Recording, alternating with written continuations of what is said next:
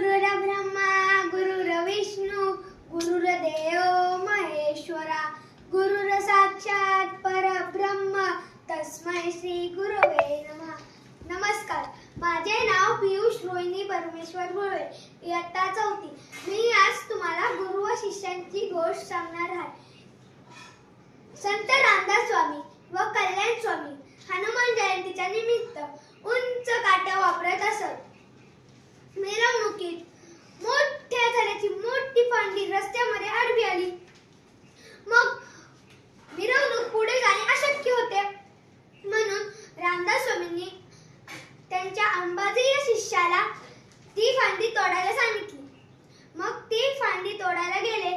मग रामदास स्वामी म्हणाले, ती फांदी बुडाकडून नाही तर टोकाकडून तोडा.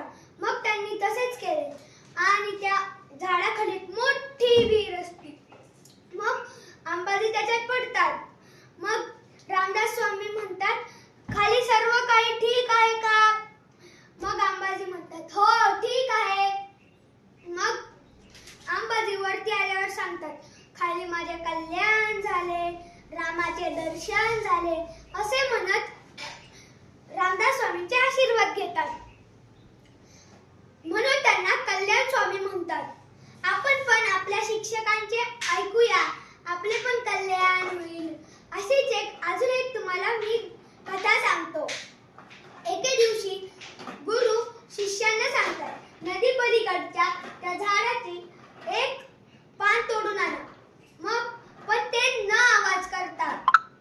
मग पहिला शिष्य जातो.